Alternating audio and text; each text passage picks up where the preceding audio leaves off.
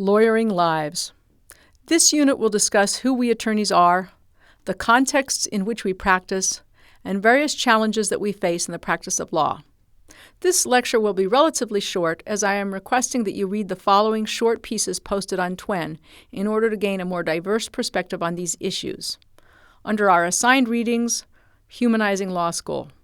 Under suggested readings, Professor Larry Krieger on law school stress, and book reviews of Beyond Burnout, The Good Black, Gender Trials, and The Lawyer's Calling. From our web links, the Women Lawyers of Utah Report on Women in Law Firms, or the Women Lawyers in Utah Executive Summary. And finally, Lawyer Demographics from the ABA 2012.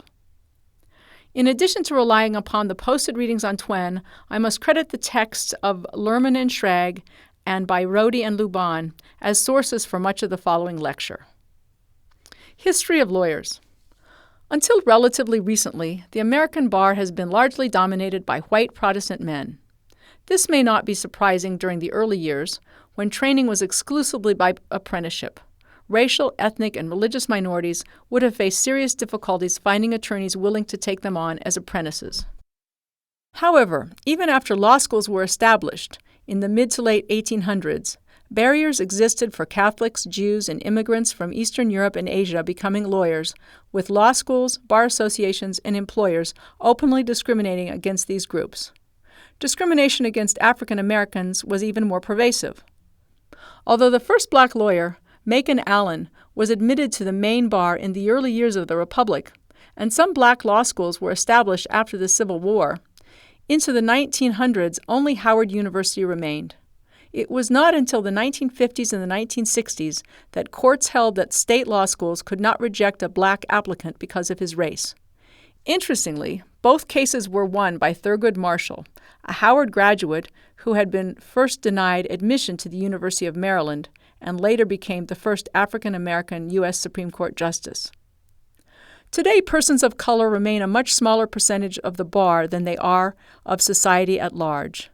Demographics from 2012 show 88% of attorneys as white, 4.8% black, 3.7% Hispanic, and 3.4% Asian. Thus, minority attorneys represent only 12% of all lawyers and only 5% of law firm partners. Undoubtedly, disadvantages related to socioeconomic status and inadequate prior education remains a reason for the disparity. Minority enrollment in law schools has continued to increase over the years, from only 3% in 1968 to 20% in the late 1990s to over 24% in 2011 to 2012. How established minorities are within the bar can be a subject of debate, as it is in society at large. Please consider the book review of The Good Black posted on TWEN. The first woman attorney in America was Margaret Brent, who had a distinguished practice in Maryland between the 1630s and 1640s. However, it was 200 years later before another woman attorney would be admitted to practice. In the 1800s, some women became qualified to practice law, but were denied admission because, according to the Illinois Supreme Court, God designated the sexes to occupy different spheres of action, a decision affirmed by the U.S. Supreme Court in Bradwell v. State. Likewise, most law schools refused to admit women. For women that did manage to study law and be admitted to the bar, law firms frequently refused to consider hiring them. It was not until 1950 that Harvard Law School would admit women. Some law schools maintained quotas limiting women until the early 1970s. Today, women represent 30% of the bar and 47% of law school enrollment. Despite this substantial presence, women continue to earn less money and advance to partnership more rarely than do men. The reasons for this disparity have been studied and debated. I recommend to you the book review Gender Trials and the Women Lawyers of Utah Report on Women in Law Firms, posted on the internet and linked from the TWEN web links. Where do lawyers practice? Consult the ABA demographics from 2012 to explore this question. Note, however, that the most recent year for these statistics is 2005. Most attorneys, now 75%, are in private practice, but very few of them work in large law firms. Only 16% of private practitioners, or 12% of lawyers overall, practice in firms over 100. Only 19% of all attorneys are in firms over 20. Almost half of the private practitioners are solo practitioners. This equates to almost 37% of all attorneys.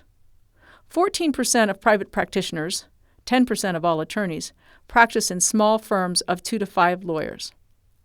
The 25% of attorneys who are not in private practice distribute themselves as between government, 8%, in-house counsel, 8%, the judiciary, 3%, legal aid and public defenders, only 1%, education, 1%, private association, 1%, and retired, 4%. What are the pros and cons of working in different settings? Attorneys in larger firms do generally earn more than attorneys in smaller firms or the public sector. NALP data from 2011 shows entering associate salaries in 2 to 25-person law firms at $73,000 and in large, over 250 firms, at $130,000. Starting salaries for prosecutors, $49,000, or legal services lawyers, $42,800 in 2010, were substantially lower. Bureau of Labor Statistics show us that the median pay for lawyers in 2010 was a little under $113,000 per year, or a little over $54.21 per hour. The nature of legal work an attorney does is determined to some degree by where she works. In the 1970s, 2 sociologists conducted a study of lawyers practicing in Chicago. They posited 2 very different groups of about equal size: wealthy lawyers in large firms representing mainly corporations and hailing mostly from a dozen elite national law schools, and lawyers in smaller firms coming from regional and local law firms. They posited 2 very different groups of about equal size: wealthy lawyers in large firms representing mainly corporations and hailing mostly from a dozen elite national law schools, and lawyers in smaller firms coming from regional and local law schools representing primarily individuals as clients. These social scientists updated their study 20 years later and found that the percentage of legal services delivered to corporations had increased from 53% to 64%. Inequality had increased, with the rich getting proportionally richer, going from the top quarter making 6 times what the lowest quarter made to the top making 10 times as much. They also identified a middle group that represented both corporations and individuals.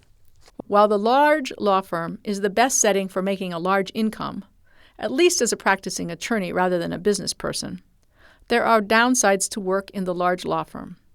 Various studies show that lawyers at large firms work the longest hours and are the least satisfied. The reasons for dissatisfaction include the long hours to achieve high levels of billable hours, arbitrary demands, lack of autonomy, and the competition for limited partnership spots. The need for 2,000 billable hours per year is so that the firm can compete for the best new associates with generous salaries, to pay for overhead, and to earn the equity partners' profits. Are lawyers more happy in other practice settings? Various studies say that they are. The Michigan Law School study of its graduates 5 years after graduation found that happiness was inversely related to income. Yale Law alumni were similarly surveyed. 24% of large firm lawyers reported being very satisfied, while 57% in business and 58% in public service reported being very satisfied. A NLAP longitudinal study of the 2,000 grads reported that the smaller the firm, the higher the level of satisfaction. Much less has been written about small firm practice. Sociologist Carol Sarin conducted a study based on in-depth interviews with small firm and solo attorneys in the greater New York City area. While small firm attorneys also reported long hours of work, the men usually had a stay-at-home spouse to support family life and appreciated the fact that they controlled their own workload and schedule. Women in small firms ended up doing most of their housework as well as overtime in the workplace. The least stressed attorneys in small or solo practice were single. One of the stresses in small firm practice is the constant need to bring in business. On the other hand, these lawyers see it as a plus that they get to spend time with their clients. The Internet and the option of limited scope legal services will continue to alter the nature of small firm practice. Similarly, the category of temporary and contract attorneys presents yet another approach to practice.